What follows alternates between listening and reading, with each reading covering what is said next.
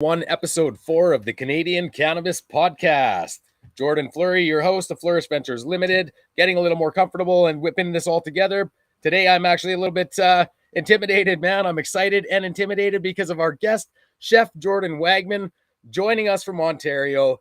I don't even know what to say, man. I want to get right into it.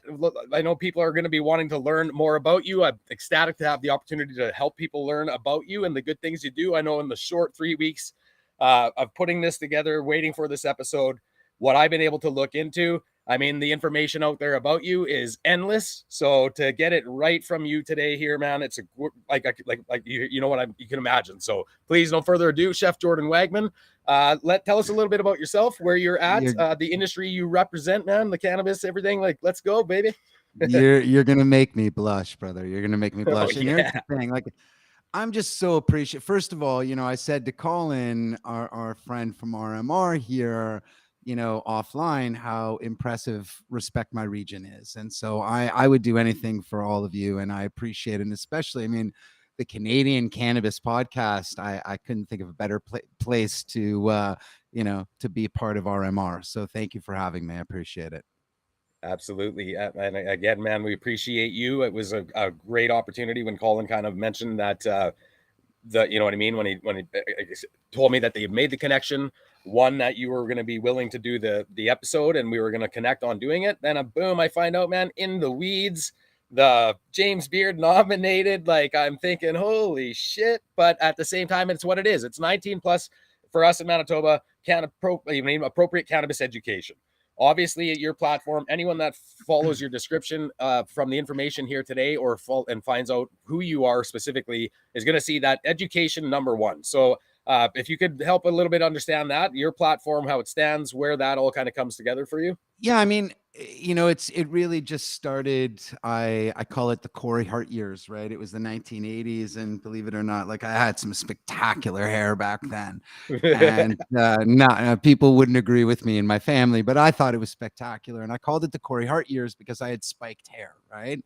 And do you remember who Corey Hart was? Like, absolutely. I wear my sunglasses. I was wearing sunglasses last night. Right, exactly. So I woke up one day. I was sleeping over at a buddy's house, and I woke up one day, with my spiked hair, but I had like 3 huge patches of thick, scaly skin. It was like, if memory serves, like a half inch thick. And 2 were positioned right here where the spiked hair sort of gathered together to form what looked like 2 devil horns coming out of my head. And that was psoriasis. I woke up with psoriasis one day, and it's an autoimmune disease, and, went to the doctor and was formally diagnosed. And then subsequent to that diagnosis, everything I did in my life, was about my skin. And so it's funny. I say this so often, and I find myself being repetitive, and the bottom line really is this. I lived for a year and a half in a tent at the Dead Sea in Israel, and every day I'd wake up and sit in the sun for 14-15 hours a day, or I'd write every high school exam in the hospital. But the truth of the matter is, Jordan, that I had to choose my clothing depending on, what medicine I needed to put on, or how much I wanted to be uncomfortable that day, because how cold it gets here in Canada, and it gets colder probably where you are than me, but it's freezing cold here. And when you wake up with psoriasis, which is, I've been covered head to toe with thick, scaly patches of skin, and that's how my autoimmune disease sort of shows itself, right? So I'd wake up and I'd shower, and then I'd have to put on medicine. And if it was Vaseline based, I'd put on jeans, I'd walk outside, and imagine what that's like. Your jeans start to stick to you and they're freezing cold. And so it was really uncomfortable. So every single little decision I made in my life, subsequent to someone telling me I had psoriasis, revolved around my skin. And when I moved to Israel to sleep in the tent, I found what I call like that first piece to my health puzzle, which was the sunshine. And so I'd sit in the sun for like, a dozen hours a day at the very least. And the sun got rid of my psoriasis and the Dead Sea. So the combination of the minerals in the Dead Sea as well as the sunshine. Very And natural, either which way. yeah, it was great. It was great. But the problem is I didn't live in Israel. I lived in Canada. So the second I got off Right. the fucking plane, my psoriasis started to come back. So fast forward, many years, and I've been, I'm classically French trained, and because the sunshine was always something that I really wanted to be exposed to, I took off from Toronto and moved to Florida to go to culinary school. And then I moved to California and Colorado, believe it or not, like it's so sunny. And so for me, I was always chasing the sunshine. Very Fast cool. forward till I'm 43 years old, 7 years ago, and I sought the help of a naturopath. And from this one meeting, I removed gluten, dairy, and refined sugar from my diet and began consuming cannabis. Now, full disclosure, excuse me, I've smoked joints every day of my life since I was a preteen. But that Right. was because I now understand it was because I had psoriasis and not only because I had long hair and played guitar. Right. But when I changed my diet and began consuming cannabis to be healthier, within 60 days, my psoriasis went away for the first time in my life. And I was leading a healthy life. And so it became very clear to me that people can heal themselves through a healthy diet and through the use of cannabis. So that's when I started my crusade for redefining what cannabis food and beverage looks like. And we don't have to cook with refined sugar to create good food stuff. We don't have to cook with corn syrup or junky ingredients. We can take a tomato, we can make it taste really, really amazing, emulsify it with some cannabis, and boom, you've got an infused sauce. There's some technique behind it, but it really is as simple as that. So here I am today and just having fun, man. Like I don't do any of what I do for me. I do it with the hope that's a lie. I do it, of course. This is how I make my career. This is how I provide for my family, but I do everything on my own terms. And I have one rule, sort of this mantra I live by: impact one person positively each and every day. And that's how I live my life. That's couldn't be any more beautiful. Like, it's a beautiful model to go by, obviously. Selflessness, I mean, that genuinity. Your journey is very, looking at the website's one thing, to hear it like I was anticipating, I mean, it's another thing altogether. The motivation, your commitment to obviously the exploration and finding that natural. And that's kind of what has me curious too. So for in that journey and through that fast forwarding, that up to the culinary arts, in resolving your personal your personal research and looking, going obviously to Israel and to the Dead Sea, chasing the sun, as you mentioned, culinary arts becoming a main portion of that as far as becoming a chef. Was it also though of natural interest that you had growing up or preteen, No, anything like that? No. not at all. No, I wanted to be I'll be as candid as I can be. I wanted all the stars. I wanted all the lights on me. I wanted all to be on all the stages. I wanted to publish as many books as I could. I only chased, things that represented me. And that's what drove me to be a young cook and to ultimately be a chef. Now, I invested a lot of time in my career. I earned $7.50 an hour for the first, many years I was in the business, and, was paid for 40 hours a week. And, at East City Grill in Fort Lauderdale, I'd go in at, my call would be at 1 o'clock or 2 o'clock, I guess after lunch. So it'd be 2 o'clock or something like that. And, but by the time you get in at 2 o'clock in the afternoon, in most restaurants, the butchering is done, the filleting is done, the sauce work is done, the main things are done. So if you want to learn, you need to invest in your career. And that's what I did. I always went in early. I never, needed overtime. I just invested in myself. And it goes back to what, the chef said on the first day of culinary school, which I think is poignant. And for many people, it will resonate. If you're going to wash dishes, you wash them in the best restaurants that you can. And that's really what it comes down to. And to me, that meant if I'm going to work for anyone, I'm going to work for the best people available. And that's what I did in my career. But it was never about health and wellness. It was always working for the best people to advance my career as quickly as possible so that I could reach those heights. Now, here's the thing. I did, and it means very little to me today at 50 years old. At 30 years old, I was a fucking hot shot, dude. Like I didn't have more hair. I was much less gray, but I pretty much looked the same. And, Yeah. like, I just had different things that drove me back then. I had different priorities. I didn't have kids back then. And, I received that James Beard nomination, which again, like I get the importance, and cooking at the Beard House in New York was a great experience, but it doesn't define me, just like cannabis doesn't define me. I'm not a cannabis chef. I'm a chef who's been cooking for 30 years, and I can use cannabis as another great ingredient in my food stuff. Now I can do a lot of different things with cannabis than I can a zucchini or tomato or basil, but still it's really just employed as another great ingredient.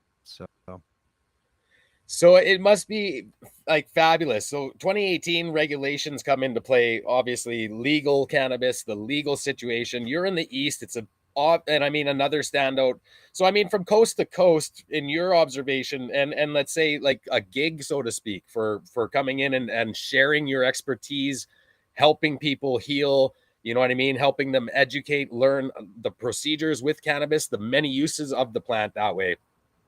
What was has it been like a major standoutish type of shift, let's say, as far as when you realize cooking with cannabis, now with like it's, and not like, I like to address it either way, legacy to legal, the whole paradigm shift either which way. We're not recreating the wheel, but I mean, has it become easier to be that connoisseur in this 2018 to now, as opposed to the build up and being the trailblazer? I mean, it being legal does a couple things for me. I'm a very proud father. Now, my kids can be, and they watch none of them. None of these shows that I'm ever on, they're never watching. I have a 19 and 15-year-old that I guarantee they'll never see this. I hope they do. And I love them to death, But the fact of the matter is that I couldn't proudly be out there beating my chest and talking about cannabis until it was legal. So I call it coming out of the cannabis closet. The other part of it is my friend Allison Gordon, previously 48 North, and she's now at OPP, and she's cannabis culturist on social media, and like she's incredibly talented. And I said to her on In the Weeds that I really owe a lot of my coming to cannabis to her, because she made it okay. We talked about it with our kids, and when it became legal, I could talk about it with my kids. And as soon as I could do that, I could talk about it with anyone.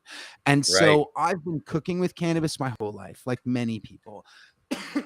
Excuse me. And then, as I became a young cook, obviously would employ, some of what I've learned as a culinarian in infusing food and beverage.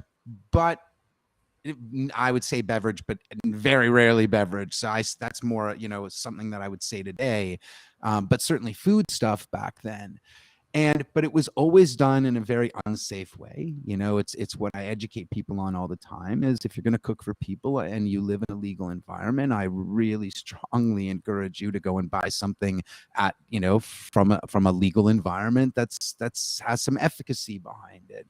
If you're going to create those infusions at home and you're not going to have them tested or do some sort of test, and still some, a lot of these tests that are out there, they're not nearly as accurate to 2 decimal places as sending it out to a lab, which is why I strongly encourage people, if you're going to cook, and I emphasize for other people, what you do for yourself is for you. You can choose to green out. You can choose to have 300, 3,000 milligrams. I don't care. But that's not how I cook. That's not how I educate people. I want to make sure that we cook for the lowest hanging fruit, the people who are the canna curious. I should describe it differently. I don't cook for the lowest hanging fruit, which we'll describe as the stoner, me. I don't cook for people who eat 50, 100, 150. That's not who I cook for. we'll call it the fruit yet ripened, right? So the fruit yet ripened are the curious. That's who I'm cooking for. So when people come for an experience with me, you're only going to have over 12, 15 courses. Maybe you'll have 15 milligrams of THC. Otherwise, you're going to have 100 milligrams of different cannabinoids, some raw flour, tons of terpenes. It's a whole flower experience. It's not how high can I get you? Why? Right. Because I'm not cooking for that lowest hanging fruit or that stoner like me. That's easy, right? I'm cooking for someone that I want to educate the benefits of that entourage effect, that cannabis as a whole flower, right? All of the beautiful components of cannabis, raw state, right? In its acid form, decarbed, whatever that looks like, but the whole plant experience so that we offer them that entourage effect, that euphoric feeling that isn't high. Like, that's not what we're going for here. It's not one dimensional. The terpenes in my food stuff play a huge role. Now, can I curate this to specifically to people? Of course I can, but I don't go around, finish my dish, and then infuse with cannabis. My dishes are infused with cannabis. My sauces are infused with cannabis, but I microdose, right? That's what's really, really important to me, that we're offering people who want to learn more about cannabis food and beverage the opportunity, and not just targeting it to people like you and me. It's amazing, man. Like, you're taking you're answering so many questions at the same. The entourage effect, ultimately bringing that up, that's a huge one. Myself, even hosting the Canadian Cannabis Podcast, I know in dialogue, this is the first discussion where that has come up, and I know it is very easy to overlook that full around effect, that full around impact of the plant, and encompassing all of that. And I had a question. I was looking at that because I'm thinking here, listening to you, and now I don't have a lot of experience cooking with cannabis.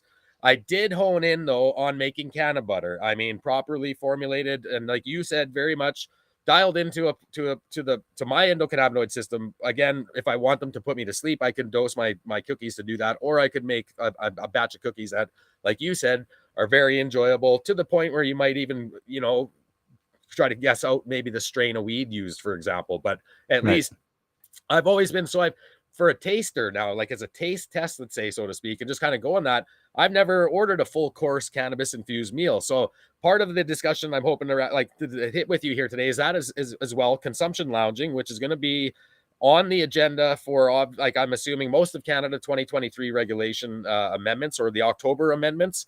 I know in Manitoba, dipping around at retailers, talking with the store owner where I work, as well as other just questions as far as the industry and the licensing goes. It's likely to be on the 2023 agenda for Manitoba. They're looking. So, I mean, where I work, for example, the store owner built the store. The basement's entirely ready to go when the regulations change for consumption lounging.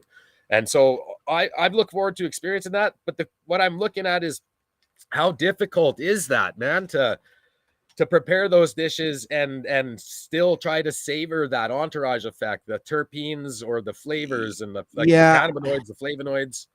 Like, it's people are often, I'm tasting food and beverage out there, and it's oftentimes it's more beverage than it is food. And I taste them just for my own R&D, and oftentimes I just choose to lick it and just get the feel. And I hate that sugar coating, on my mouth. But anyways, it's hard to believe that some of these beverages make it to market tasting the way that they do, and that there's people standing around, and very intelligent people who are paid very well, that are standing around a table and rubber stamping these beverages and saying, holy shit, this is amazing. There's no chance that somebody's doing that. I can tell you. Like, it's unbelievable to me that we have these things that are out there that taste as bad as they do. Now, right, because you infuse food and beverage with cannabis doesn't mean it has to taste like cannabis, Right. And by the way, when I talk about infusions, terpenes are at the forefront of what I do. Terpenes in it of themselves can bring this euphoric feeling to you. Look at doTERRA and Sage, these two, aromatherapy companies.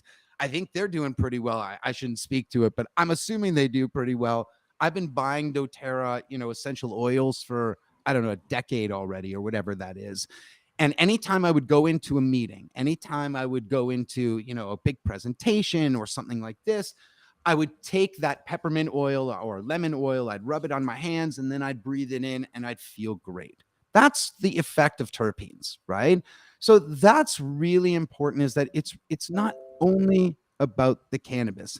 So the other part of it is, just because we're cooking with cannabis doesn't mean something has to taste like cannabis.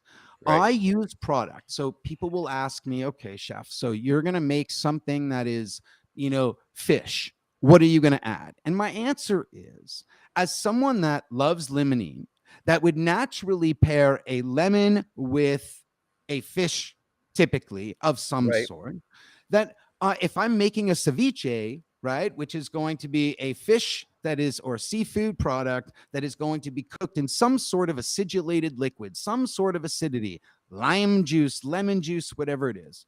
Well, if I'm going to do that, why wouldn't I take something, whether it's straight terpenes or whether it's an oil that's very terpene forward, whatever that cannabis, or raw flower for that matter, why wouldn't I take something that's very limonene, very citrus forward? I'd be silly Right. not to, because now I'm complementing my food stuff. I'm not countering it. If I'm going to serve something that's smoked, if I'm going to do a smoked brisket, for example, I'll tell you what I'd do. If it was wintertime, I'd grab one of these, branches off of my, evergreen. I'd stick it in there sort of at the end, so it would get that sort of smoky flavor, smoky feel. And then I'd serve something that I infuse some pinene, something into, that's giving it that forest bathing effect, right? That very Right. high piney flavor, because it's going to complement that smoked brisket.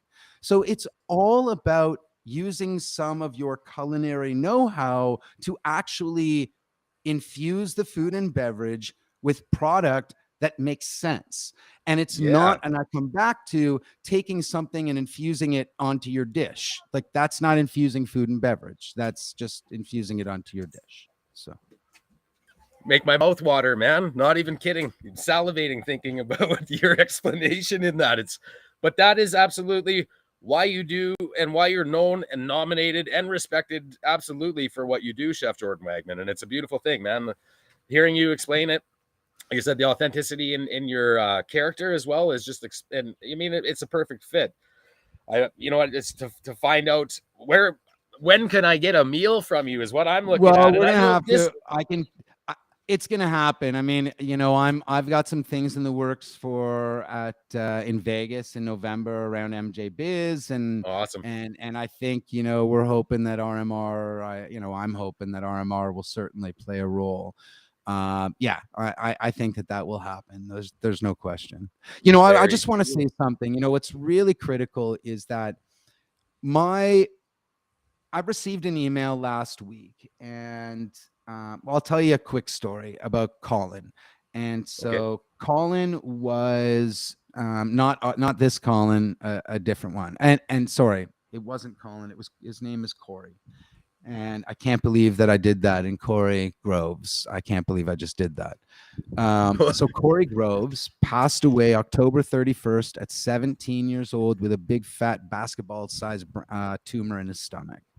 And I got a call, I guess, a year and a half before that, saying that he wanted to meet me. And it was from the PAC team at Sick Children's Hospital here in Toronto, which is one of the world's best children's hospitals. And PACT is the Pediatric Advanced Care Team. So you get a call from PACT, and it's about a kid, young boy, girl, young adult, young person who isn't going to live very long. And some of them like to cook.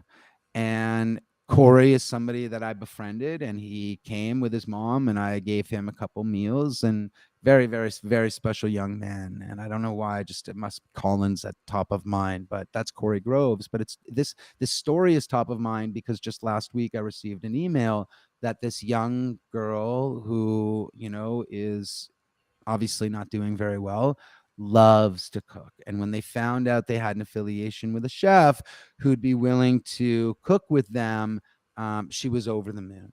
And so if I tell that story for one reason, you may not be able to, and I say the general you may not be able to pick up your knife and a cutting board and create something for a child who isn't doing well. But you know what you can do? You can go to the coffee shop and you can buy coffee for the person behind you. And you can do these small little gestures, because in my world where I'm at now at my age, my dad has a big brain tumor in his head this year. And it's, he's doing great. Cannabis is, really, really just helped to bring him back to life, truly, like that. And, obviously Western medicine, in combination. But there's just so much more to this, and it's about changing people's lives. It's about having a positive impact on people's lives. It's not about, and I am very proud, I have written many books, and I'm very proud of my 6th book is coming out. It's an autobiography. It's called Will, and I hope it's coming out soon. I'm very proud of my accomplishments, but I don't give a shit about them. I'm more concerned about how many books can I sell, because I want Last Prisoner Project to have a piece of it. I want Normal in LA with, our buddy Ian Rassman. I want to donate money to the Pact, so really it's not about me. It's about, of course, I'm happy to be out there and be the spokesperson, but there's so much fucking more to what I'm doing than, beating my chest and saying, hey, look at me. That's why I struggle with what I post on social media right now, because I don't want people to look at me and say, oh, and I just got another one today, like, oh, Jordan's beating his chest. He's got it in another publication. I don't want to be that guy. I don't want to be that dude, but I do want to change people's lives. So that's the goal. And I think inevitably the people that are watching and listening, buy a coffee for somebody, give something to someone, gives your time to someone, because that's fucking life-changing. Yeah. A pay it forward type of approach, almost, that positive lateral forward effect, man. Absolutely. I feel it all the way over here in Manitoba. And I think we're doing that today. I've accomplished that with you, and I'm proud of that, man. I'm proud of us for doing this. Absolutely. Keeping it, taking it further steps out of the box, breaking further dialogue on this, the cannabis industry and how much is actually included into it. That's, again, the education, the platform being the big portion of that, to help people. And I find that that's the part of what we can do through these messages as well, is helping someone. I mean, at the end of the day, if their career changed, I mean, COVID is over, so to speak, but I mean, coming out of that, it's still hard. Some people, I see it, man. I take the transit. I'm a public, I'm a service person, right? I'm in the cannabis retail industry. So it's obvious. I see people, I talk to people constantly. Some people are still, in that shut in effect of it. And that transition, I think if that we can help, the cannabis industry can change lives. Absolutely. It is changing lives. And whether it's direct frontline or the impact of the quality assurance measures that are going into the industry as well. And but I guess, but I think, Jordan, you just touched on it, right? That's mental health. Like, the pandemic has been tough on so many of us. I'll put my hand up and tell you, dude, if anybody's out there and they listen to this and they say, like, where is Jordan been and why hasn't he been posting? And the truth is because I struggle with my own fucking mental health. And, it's a tough one, man. I am having a hard time posting on social media right now. I really am. And, that's sort of where I'm at. And so, I'm not the only one. Like, if I am, if you are, if other people, everybody is, everybody's had a tough couple years, man. And it's been hard on our kids. It's been hard on us. And, dude, I would say this, like, yeah, the cannabis industry has a lot to offer. And I think there's people out there, you, me, Colin, and I do mean Colin, and the other people at RMR. And there's so many of us that if you peel that onion back, that cannabis onion back, right, those layers, you'll see all the good people that are out there to help all of those, a lot of them that have left hospitality, that quite frankly, and I could go on and on about the number of people, but I'll keep it short and tell you that there's Michelin star trained chefs that are calling me. One of them is my good friend Romain Avril, that we're doing a gig together next weekend. And like, he's like, chef, I just want to learn about cannabis because I love what that side of the world is, and I'm not on that side. And when you have people like that coming over to what I'll, quote unquote, the dark side, is really life-changing for all of us in the industry, because not only are we, really lending credibility to what we're doing in the space, but it's also an opportunity for young cooks who are saying, shit, I really am interested in culinary. How do I learn more? Where do I learn more? Maybe I'll call Romaine. Maybe I'll call Jordan. Maybe I'll call, Chris Binotto. All of these people that are available, certainly, that if somebody wants to learn more about cooking with cannabis, reach out. For sure. And why hesitate, man? Why wouldn't they now immediately, while it seems like an opportunistic time? Some of the discussion in the consumption lounging, the farm gating, I mean, that's just breaking ice. We're in our 4th year of legalization. Some of those are definitely going to top the scales as far as go-to industries, food service in general. COVID obviously being, again, just to reflect on that, food industry. I mean, it didn't shut down, man. It's one thing that has to essentially. So, I mean, planning and preparing ahead for that. Now, though, one thing, look, like the consumption lounging, I know I brought it up a few times. In the East, you're a lot further along than Manitoba, obviously. And then again in the West with farm gating again. But the tourism, that's going to be where, I mean, I'd like to backdrop that. Tourists, have you heard of Mary Jane? I'm going to just plug it in there quickly. Mary Jane Manor out of Alberta, for example. I'm going to be connecting with them for a follow-up. Man, wait until the world, and those are going to be, that's one of a place now, but I wait until they're multiple in every province, for example, tourist attractions. But let me caution you. Okay. Okay. I'll put it this way. I'm going to tell you that I'm opening up 5 restaurants, not me, that there are 5 new restaurants opening up in your neighborhood. Are you assuming all 5 are going to be good? And quite frankly, if the food's not good, how many times are you going to go there? You're in the retail space. If someone doesn't have a great experience in your retail location, do you think they're coming back? So, my point is this, just because someone's doing something, just because someone's going to open up a consumption lounge, doesn't mean it's going to be good. Doesn't mean the experience is going to be good. And it's just, I think it's like dispensaries and like restaurants, like anything that's service related. You're going to have, things that are targeted to this audience and locations that are targeted to this audience. Do I think they're coming online? Of course I do. Without running the risk of doing something to my agreements that I have signed. I am working currently with companies that have some very really prominent, I'll call them hospitality people behind them. And so, yeah, I see it. And certainly the Mary Jane Manor, we've been in touch, and, I'm sure I'll do an event there at some point in time. All of this is coming online, and it's going to be great. We need to make sure it's done properly. We need to make sure, and right now, so let me tell you. So let me ask you, okay? So you're going to open up a restaurant. Who do you hire to create your food and beverage? Who does that? You're going to hire someone because they have followers on social media. You're going to hire somebody because you haven't even tasted their food. Like, if you can infuse food and beverage, but the food and beverage suck, what's the fucking point? Right. You know what I'm saying? Yeah. Absolutely. So all I'm saying is, like, who are you going to hire? Well, there's no certification program right now. And there are, American Culinary Federation, and there are certainly, culinary establishments, schools that are onlining cannabis food and beverage, or at least cannabis culinary. But again, who's teaching those classes? Right? Who are the experts teaching those classes? Because I can tell you, I've talked to a lot of the experts, and they're not experts. Understood. Yes. And I'm not claiming to be an expert. I'm just a guy with an opinion. I have some food background. I have a media background. I have a cannabis background. I can, don't listen to me or listen to me. Come from one of my experiences, and you'll see what it is that I do. And the thousands of people that you could speak to, who have been here. This is my dining, basically my dining room in my garage.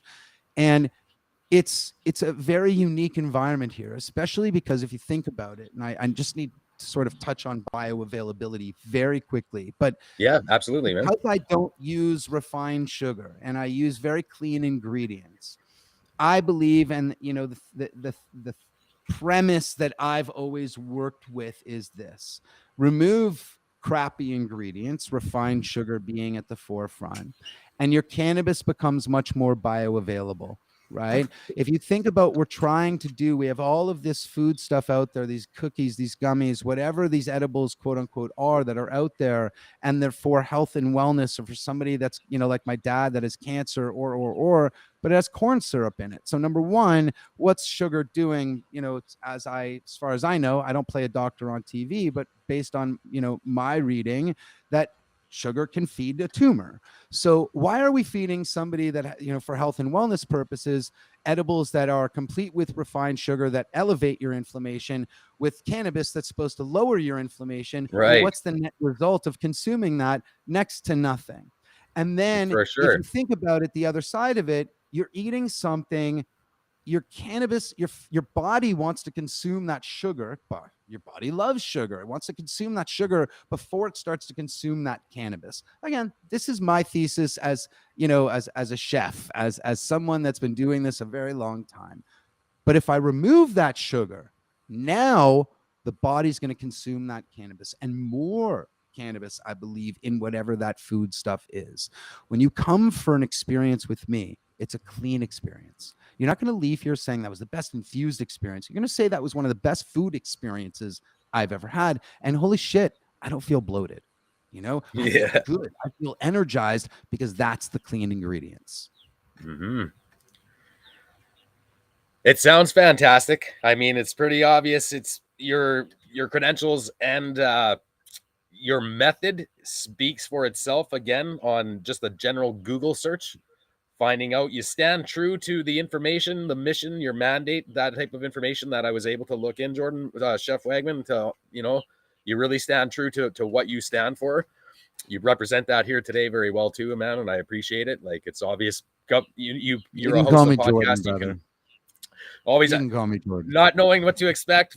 I mean, like, I was intimidated, man. I'm like, holy shit, maybe it should be you. Maybe I'll co-host today, and you're kind of hosting. But no, very natural.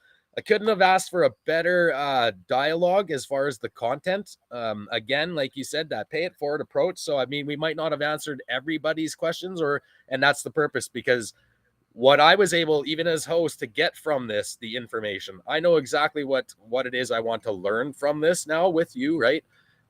Again, I live with a fellow that kind of proclaims chef, but definitely passionate about cooking and food. So I know Derek will be watching, and we have some ideas that we wanted to play around with, right? So looking at that moving forward. But again, the quality assurance in play, and just exactly how that's going to kind of play out, playing around the flavonoids, the terpenoids, all of that really cool stuff. Like you said, not just a wham bam getting, baked. So. Right. And 100%. And as you go through that learning experience, or that process, don't be afraid to ask me. I say this in every interview. I say it in every, public experience, wherever it is that I'm speaking, I'm always saying the same thing. I may not reply within seconds. I may not reply within a day or two. But if someone sends me a message and it isn't spam, I will get back to you. And so please reach out to me, everyone, anyone, go into my DMs, wherever I am, LinkedIn, everywhere. Please don't spam me. There's enough of that. But please, everyone can ask me questions and reach out, and I will make time. And I don't charge people, who want to learn, especially those who are struggling with something. You're struggling with an autoimmune disease. You're on a biologic medicine, and like, you just don't know what to do. And sometimes when you have these ailments, these diseases, it's debilitating. And I've been there, and I want to help people. And that's why I continue to build my platforms, because if I can help to change one person's life a day, maybe I can help to change 1 million if more people are listening. And that's ultimately, I guess, the goal, right? For sure. Well, you've helped me, I guarantee, man, and you've helped a lot of people here today. That's a beautiful thing that you're doing out. And it's in Toronto, exactly, or the greater Toronto area. It's GTA. I'm in Toronto proper. Yeah, I'm in Toronto proper, but I'm traveling a ton, and literally, if anyone's interested, I'm always happy to work with people. And I have a huge network of fellow culinarians and mixologists and doctors, and happy to, give anyone access to my network, truly. So it's not about me, but, if you're interested, get in touch with me. Happy to help always. For sure. You hit it all, man. Your handle, Instagram handle is right here on our right on the pot. Find both of Jordan and I on Instagram. Our handles here in the description of the video. Everything else as far as Mr. Wagman, Chef Wagman's website link is in there as well. Find out, and like you said, he's throwing it out, and I'm going to be one of those individuals every now and then for sure checking in on, man. I might have whether it's a recipe or a suggestion for, let's say, a flour particular to a dish. But yeah, bank on that, man. I won't be spamming you. Anything I can learn from you from now on. Well, we're friends. And that's what it is. The culture, man, the cannabis community, the cannabis culture, throwing it out there today for anybody. Do not hesitate to reach out to either Jordan and I anytime. Again, you've heard it here. You've watched the episode, share the episode, subscribe with Respect My Region. This is the 2022 North American Weed Tour. This is the end of episode 4 of season 1 of the Canadian Cannabis Podcast. Where it's all going to go, who knows? But I know I'm going to commit to it, man. I love it. Next to my kids and my family, I live for this on Sundays now. It's a beautiful thing. So, Chef Wagman, in closing, anything that you'd like to throw out to anyone particular, anything that you might have, where obviously people know where to find you, but just help us wrap up, man. I'll leave it with you. You know what, brother? If you don't mind, I will just wrap it up the same way as I wrap up all of my shows. And that's, we have one thing that we can control of. We have control of ourselves and how we treat other people. Let's just be good people. It's as simple as that. Hell yeah. Thank you, Chef Wagman. I appreciate your time today, man. It's an honor. Much respect, man. Much love. Yeah. Appreciate it. Thank you. Appreciate it.